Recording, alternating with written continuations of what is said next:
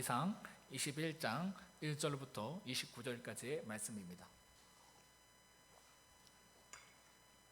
제가 가진 성경으로 구약 553면입니다. 말씀이 길어서요 20절로부터 25절까지만 읽고 나머지 내용은 설교 가운데 살펴보도록 하겠습니다. 20절, 25절 함께 읽겠습니다. 시작. 아합이 엘리야에게 이르되 내 대적자여 내가 나를 찾았느냐? 대답하되 내가 찾았노라. 내가 내 자신을 팔아 여호와 보시기에 악을 행하였으므로 여호와의 말씀이 내가 재앙을 내게 내려 너를 쓸어버리되 내게 속한 남자는 이스라엘 가운데의 매인자나 노인자를 다 멸할 것이요 또 내 집이 느밧의 아들 여로보암의 집처럼 되게 하고 아이야의 아들 바하사의 집처럼 되게 하리니 이는 내가 나를 노하게 하고 이스라엘이 범죄하게 한 까닭이니라 하셨고 이세벨에게 대하여 여호와께서 말씀하여 이르시되 개들이 이스라엘 성읍 같아서 이세벨을 먹을지라. 아합에게 속한 자에게는 성읍에서 죽은 자는 개들이 먹고 들에서 죽은 자는 공중의 새가 먹으리라 하셨느니라 하니 예로부터 아합과 같이 그 자신을 팔아 여호와 앞에서 악을 행한 자가 없음은 그를 그의 아내 이세벨이 충동하였음이라. 아멘. 우리 서로 인사하겠습니다. 복음이면 가능합니다. 한 번 더요. 복음이면 가능합니다. 아멘. 항상 삶 속에서 복음의 능력을 경험하시길 주님의 이름으로 축복합니다. 저번 시간에 살펴보았듯이요 아합 왕은 전쟁에서 사로잡은 베나닷을 하나님께 묻지 않고 놓아 주었습니다. 그 이유가 무엇이었습니까? 그를 살려주는 것이요 자신에게 더 이익이 되었기 때문입니다. 그래서요 하나님께 묻지도 않고 자기 마음대로 베나닷을 살려준 겁니다. 이 일로 인해서 아합이 어떻게 됐습니까? 하나님께 어떤 말씀을 듣게 됐어요? 죽게 될 것이다 라는 징계의 말씀을 듣게 되었습니다. 여러분 이처럼요 징계의 말씀을 내가 듣게 되었을 때에 우리는 어떻게 해야 합니까? 그 자리에서 곧바로 회개하면 되는 거예요. 하나님께서요 너 그러다 죽어 그렇게 말씀하실 때는요 진짜 죽으라고 하시는 거 아니에요. 그런 내용 가운데 회개해서 돌아오라는 겁니다. 나중에 보면 또 아합이 또 회개하니까 돌아오게 하시거든요. 어쨌든 하나님께서는요 회개를 원하시는 거예요. 그래서 그 가운데 하나님 제가 잘못했습니다. 저를 용서해 주세요. 이렇게 고백하면 되는 겁니다. 그러면 사랑의 하나님께서 우리의 죄를 용서해 주시고요 다시금 우리에게 기회를 주신다라는 것이죠. 근데 우리는 보통 그렇지 않습니다. 그 가운데 어떻게 합니까? 변명합니다. 제가 그럴 수밖에 없었어요. 탓합니다. 그리고 핑계를 대죠. 이게 우리의 모습이다라는 것이죠. 그렇게 해서는 계속적으로 죄를 향해서 나갑니다. 아합 왕도 그랬습니다. 회개하지 않았어요. 그리고 다음과 같은 반응을 보였습니다. 다 함께 열왕기상 20장 43절의 말씀을 읽겠습니다. 시작. 이스라엘 왕이 근심하고 답답하여 그의 왕국으로 돌아가려고. 아멘. 여러분 근심하고 답답해했다. 뭔가 회개하는 모습처럼 보이잖아요, 그죠? 징계의 말씀을 받아서 근심하고 어떡하지? 내가 회개해야 되나? 잘못했나? 근심하고 답답해하는 것 같이 보이지만 여러분 원어를 보면요 여기서 근심하고 답답하여라고 번역된 히브리어 원어의 의미는요 기분 나빠하고 화를 냈다라는 의미에 더 가깝습니다. 그러니까 여러분 죄된 인간의 반응은 늘 이렇습니다. 하나님께서 내 자신을 속이고 타인을 속이고 심지어 하나님까지 속이려고 하는 나의 죄된 마음의 동기를 드러나실 때가 있거든요. 왜 그럴까요? 그러한 내용을 통해서 우리를 정죄하기 위해서 그러시는 겁니까? 우리를 부끄럽게 만들고 창피하게 만들려고 그러시는 거예요? 아닙니다. 우리를 살려내기 위해서 이 같은 말씀을 주신다라는 것이죠. 예를 들어서 이런 겁니다. 의사가요 환자가 왔어요. 그래서 그 환부를 드러내려고 해요. 여러분 의사가 왜 그러는 겁니까? 정죄하기 위해서요? 당신 질병이 있네, 그죠? 식생활을 어떻게 한 거야? 운동한 거야? 정죄하려고 하는 거예요? 아니잖아요. 그 환부를 드러내서 결국 어떻게 하려고요? 살리려고, 고치려고. 그러니까 하나님도요 우리에게 그런 말씀을 통해서 우리를 드러낼 때가 있는데 그것은요 우리를 살리기 위해서다라는 겁니다. 그런데 문제는 뭔지 아십니까? 이처럼 나를 살리시려고 내 죄를 드러내셨을 때에 하나님 앞에서 회개로 반응해 가는 것이 아니라요 아합처럼 억울해하고 화를 내는 겁니다. 그 결과 하나님께서 주시려는 회복과 축복의 기회를 스스로 놓쳐버리고 만다라는 것이죠. 아합이 그랬던 겁니다. 하나님께서 아합을 살리기 위해서 주신 그 징계의 말씀 가운데에 그는 회개하지 않고요, 도리어 화를 내며 집으로 돌아갔습니다. 그리고는요, 개버릇 나무 준다는 속단처럼 또다시 탐욕을 부리기 시작했어요. 그가 나봇이 가진 포도원을 탐내기 시작한 겁니다. 이처럼 아합이요, 나봇의 포도원을 탐낸 이유가 있었습니다. 그것은요, 이전의 말씀처럼 나봇의 포도원이 왕궁 가까이 있었기 때문이다라는 것이죠. 여러분, 그런데 좀 이상하지 않습니까? 나봇의 포도원은 원래 이전부터 왕궁 가까이 있었잖아요, 그죠? 그러니까 아합이 매일같이 나봇의 포도원을 보았을 텐데 왜 하필 지금 이 시기에 갑자기 그것을 탐냈던 것일까요? 이유가 있었습니다. 여러분, 저번 시간에 살펴보았던 것처럼요, 아람과의 전쟁에서 아합이 승리하게 되어서 그의 위상과 인지도가 국제사회에서 굉장히 높아지게 되었습니다. 그런데 여러분, 당시 이 대제국들의 왕궁을 보면요, 그 규모가 이스라엘의 그 왕궁보다 더 컸고요, 뭐가 있었냐면 왕궁 근처에 멋진 정원을 조성해 놓은 경우가 많았습니다. 그러니까 아합도요, 그렇게 하고 싶었던 겁니다.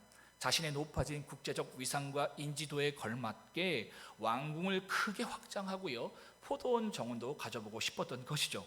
그러다 보니까요, 자연스럽게 왕궁 근처에 있는 나봇의 포도원에 눈독을 들이게 된 겁니다. 그래서 아합은요, 나봇의 포도원을 인수하기로 결심하였고, 이를 위해 나봇을 찾아가서 다음과 같은 제안을 했습니다. 다 함께 2절을 읽겠습니다. 2절입니다. 시작. 아합이 나봇에게 말하여 이르되 내게 주어 내가 그 대신에 그보다 더 아름다운 포도를 내게 줄 것이요 만일 내게 그 값을 돈으로 내게 주리라. 아멘. 여기서 내게 주어 채소밭을 삼게 하라 그랬잖아요. 여기 원어를 보면 정원이에요. 나로 정원을 삼게 해라, 그 뜻이거든요. 어쨌든 여러분, 아합이 그 어떤 신분을 가지고 있습니까? 왕의 신분을 가지고 있잖아요, 그죠? 그럼 여러분, 왕이면 이런 상황에서 어떻게 할 수 있습니까? 그러니까 절대 군주의 시대잖아요. 지금과 좀 다르잖아요, 그죠? 지금의 대통령과 그 당시 왕은요, 달라요. 그러니까 그 당시의 왕은요, 마음만 먹으면 공권력을 동원해서 나봇의 땅을 빼앗을 수 있었습니다. 하지만 아합은요, 그렇게 하지 않았어요. 아주 겸손한 태도로 나봇에게 다가와서요, 현재 그가 가지고 있는 포도원의 시세보다 더 높은 값을 주겠다고 하면서 이 땅을 사겠다고 제안한 겁니다. 사실 아합이 이렇게 겸손한 태도를 보이고 심지어 자신이 손해를 보는 조건까지 내걸면서 나봇에게 거래를 제안한 이유가 있습니다. 그 이유는요, 나봇이 가지고 있었던 땅이 아합 마음대로 빼앗거나 살 수 있는 땅이 아니었기 때문입니다. 왜냐하면요, 하나님께서 레위기 25장에서 말씀하신 것처럼 조상 대대로 물려받은 땅은요, 가까운 친척이 아닌 이상 타인에게 팔 수 없다고 말씀하셨기 때문입니다. 이게 기업법이에요. 왜냐하면 그 땅은 단순한 사유재산이 아니라요, 하나님께서 각 지파와 가문에게 유산처럼 주신 것이기 때문입니다. 이것이 하나님의 말씀이자 이스라엘의 법이었던 겁니다. 그래서요, 아무리 왕이 요구해도 그것은 안 되는 것이었어요. 여러분, 아합이요, 이것을 몰랐을까요? 모르고 왔을까요? 아니죠. 다 알면서도요, 좋은 게 좋은 거지 하면서 나봇의 마음을 슬쩍 달래서 자기 뜻대로 해보려고 찾아온 겁니다. 겉으로는요, 예의 바른 말투와 합리적인 제안을 내세웠지만 사실은 나봇이 거절하지 못하게 분위기를 부드럽게 만들고요, 그 틈을 타서 땅을 차지하겠다라는 속셈이었던 것이죠. 그러나 이러한 아합의 바람과 달리요, 나봇은 다음과 같이 반응했습니다. 다 함께 3절을 읽겠습니다. 3절입니다. 시작. 나봇이 아합에게 이르되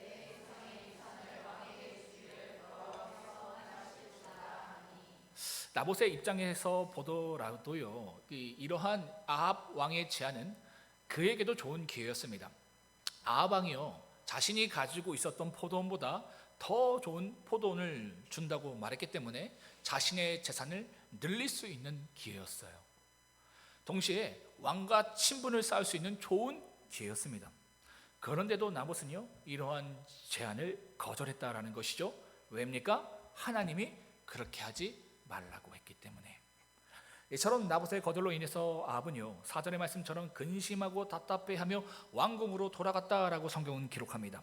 그러니까 기분 나빠하고 화를 내면서 왕궁으로 돌아갔다라는 거예요. 여러분, 이 모습 어디서 많이 본 모습 같지 않습니까? 좀 전에 20장 43절에 똑같은 표현이 나왔잖아요. 그죠? 근심하고 답답하며 돌아갔다. 그러니까 아합이요, 자신의 탐욕을 따라 행동하다가 하나님의 선지자를 통해 징계의 말씀을 들었을 때도 바로 이렇게 기분 상해하고 화내었다라는 것이죠. 사실 여러분, 나봇이 이러한 대답을 한 것은요, 단순히 개인의 거절이 아니라요, 나봇을 통해서 하나님께서 아합에게 주시는 경고의 말씀이었습니다. 너 지금 그러다가 진짜 죽는다. 이제 그만해라. 멈춰라.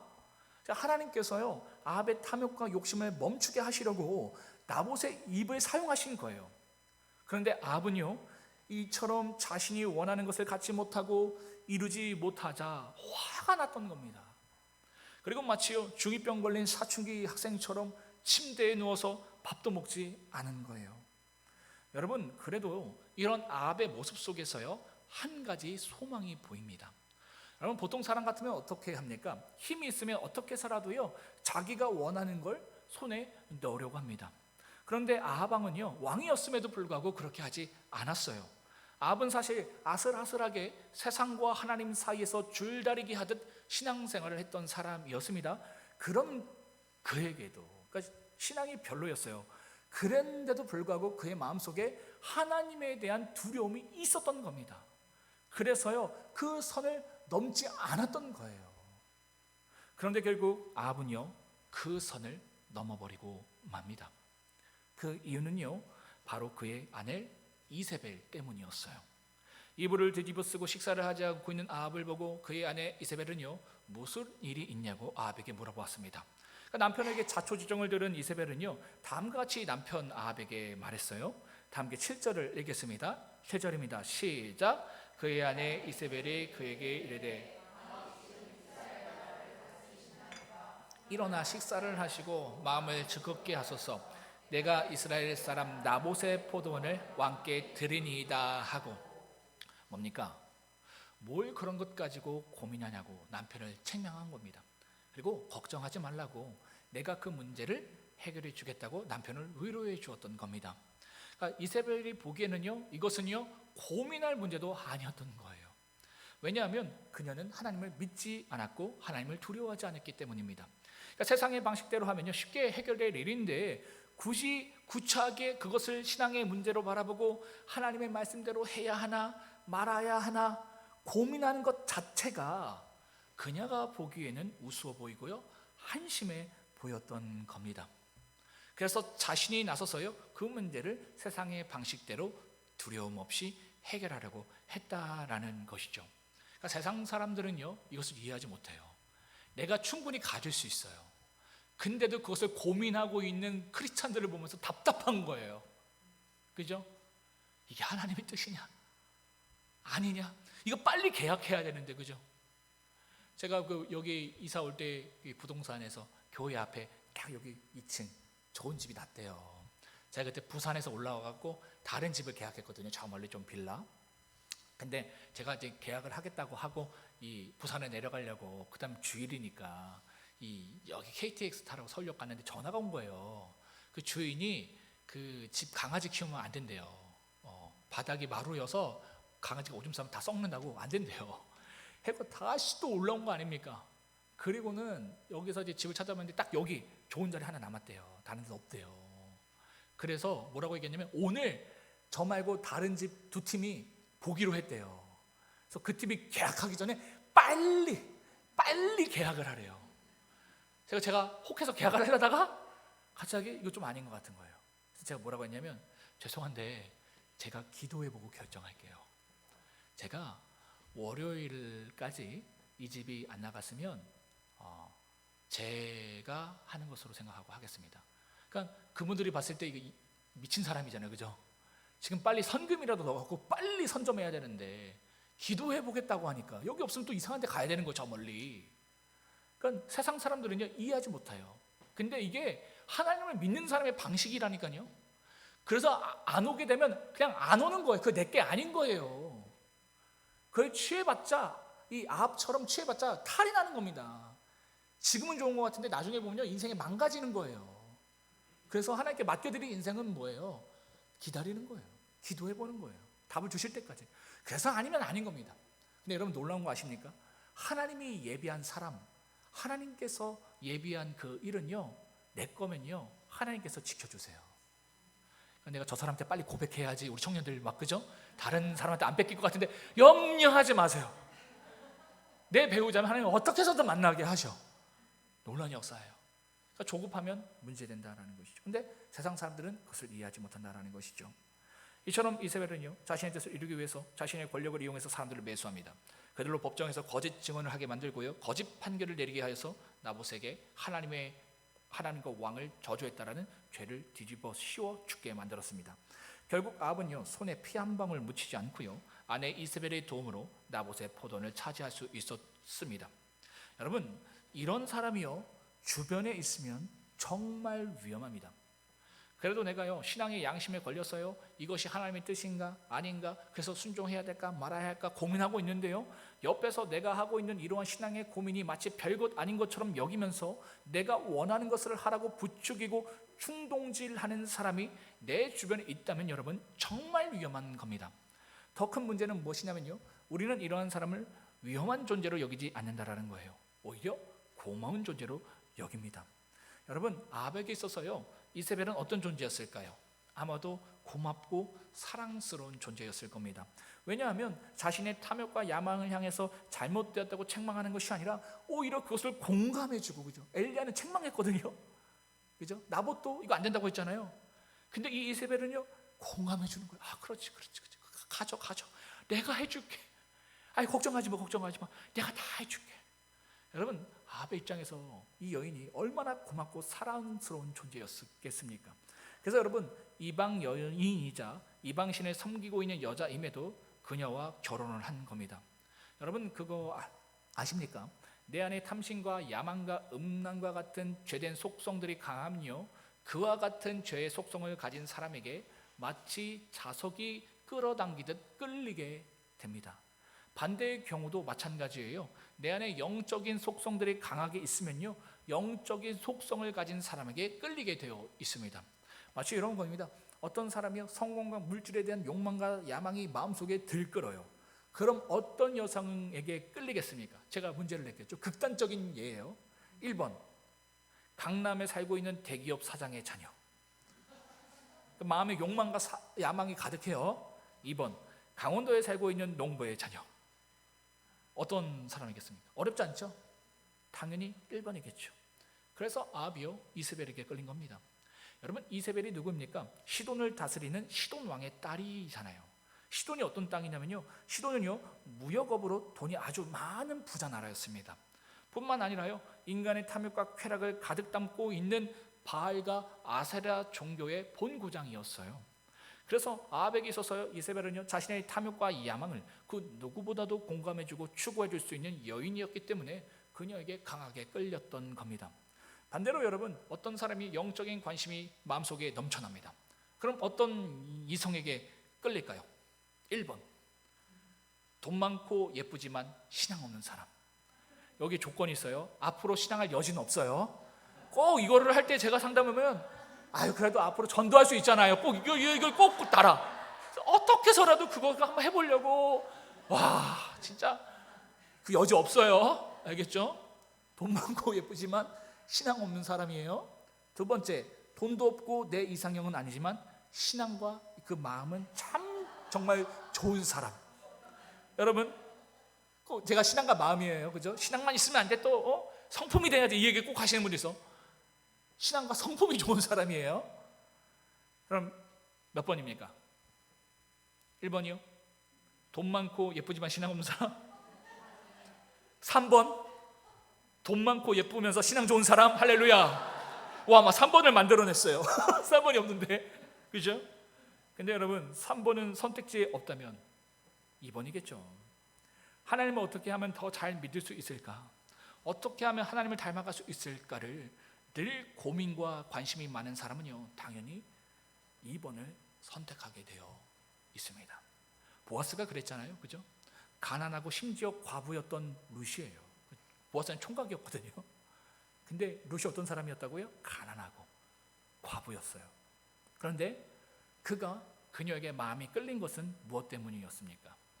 그녀에게 아름다운 신앙의 모습이 있었기 때문입니다. 어떤 사람들은 너무 예뻤기 때문에 끌리지 않았을까 생각하는 분들이 계신데 아니에요. 아름다운 신앙의 모습이 있었기 때문입니다. 그런데 아합은 달랐습니다. 자신의 탐욕과 야망을 공감해주고 이루어주는 이세벨을 천생연분처럼 생각하면서 사랑했습니다. 그리고는 늘 그녀에게 고마워했을 거예요. 그러나 그 만남은 어떤 만남이라고요? 오늘 이 설교 제목처럼 잘못된 만남이었다라는 것이죠. 다 함께 21장 25절을 읽겠습니다. 시작. 예로부터 아합과 같이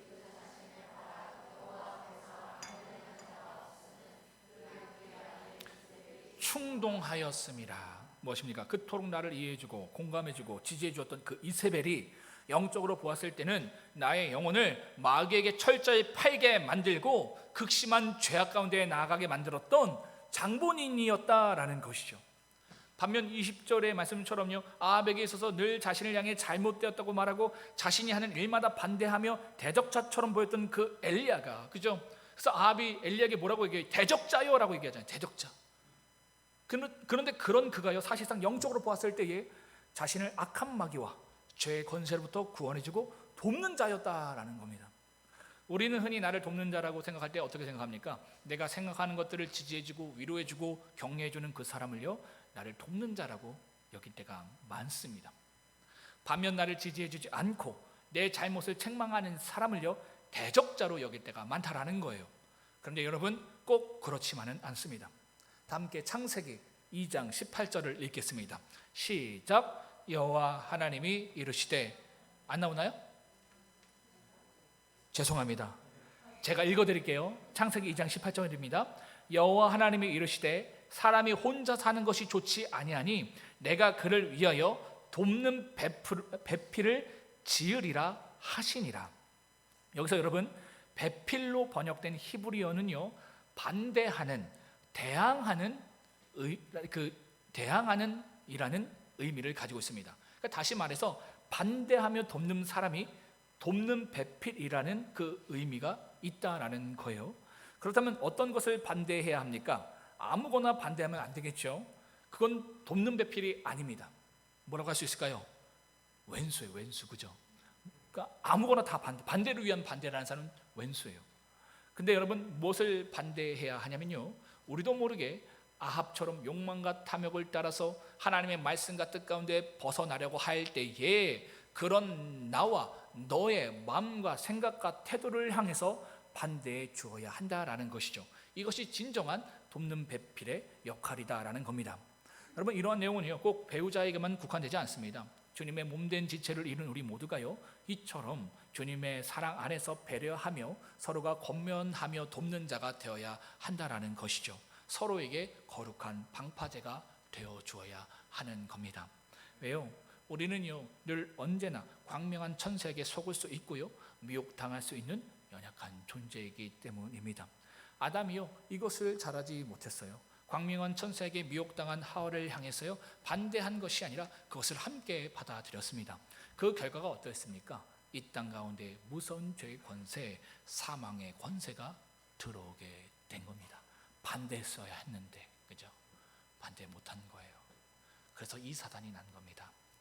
사랑하는 성도 여러분, 언제든 구원받은 내가 언제나 미혹될 수 있고 속을 수 있고 죄로 타락할 수 있음을 우리는 겸손하게 인정해야 합니다. 그래서 늘 오늘처럼 겸손하게 말씀과 기도를 통해서 성령의 조명함을 받아야 하는 거예요. 또한 주님의 마음으로 서로 사랑하고 또 배려하고 권면하고 그러한 권면을 겸손히 받아들이는 우리가 되어야 한다라는 겁니다. 물론 누군가가 나에게 사랑으로 권면해 줘도요, 그 권면의 내용이 내게 아프게 다가올 수 있습니다. 엘리야가 하나님의 마음으로요, 아합에게 권면했어도 아합이 그 말을 듣고 어떻게 했습니까? 마음이 아파했잖아요. 왜요? 엘리야가 전한 하나님의 말씀은 아합에게 있어서는요, 포기할 수 없는 삶의 내용이었기 때문입니다. 그렇지 않겠습니까? 이걸 위해서 내가 살아왔어요. 돈을 위해서, 성공을 위해서.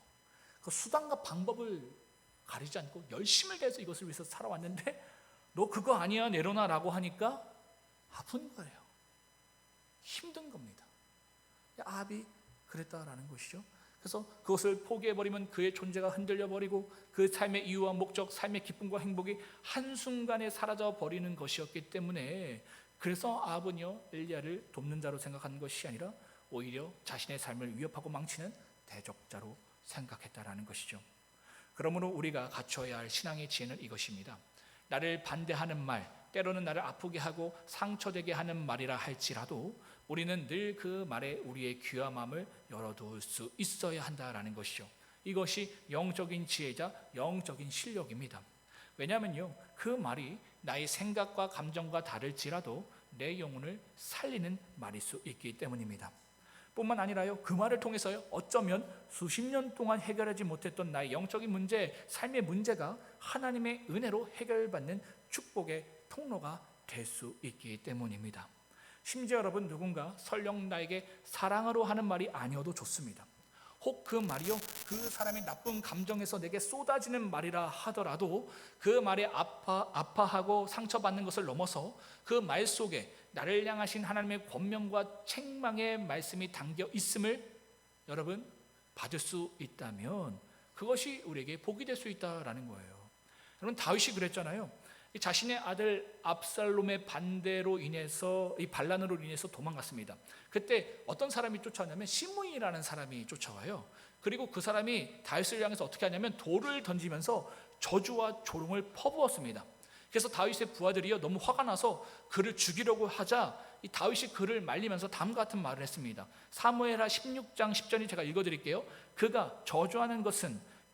시므이가 저주하는 것은 하나님께서 그에게 다윗을 저주하라 하시미니 내가 어찌 그리하였느냐 할 자가 누구겠느냐 하고.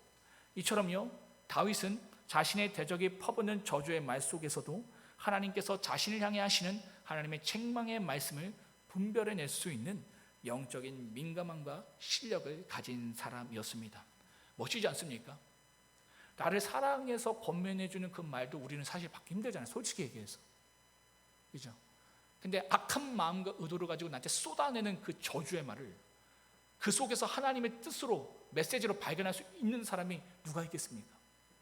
근데 바울은요 그것을 캐치할 수 있었다라는 거예요. 그래서 하나님께서 다윗을 선택해서 사용하셨다라는 것이죠. 바랍기는요, 다윗과 같은 영적인 민감함과 영적인 실력이 저와 여러분들에게 있기를 축복합니다. 더불어 나봇과 같이 현실에 타협하지 않는 신앙의 고집과 담대함이 저와 여러분들에게 있기를 바랍니다. 그리고 혹시라도요, 나를 죄 가운데 자꾸만 이끌어가는 이세벨과 같은 관계가 있다면 그 관계를 정리하거나 멀리할 수 있는 용기와 지혜가 있기를 주님의 이름으로 축복합니다. 이 시간 주님 말씀하시면 찬양하며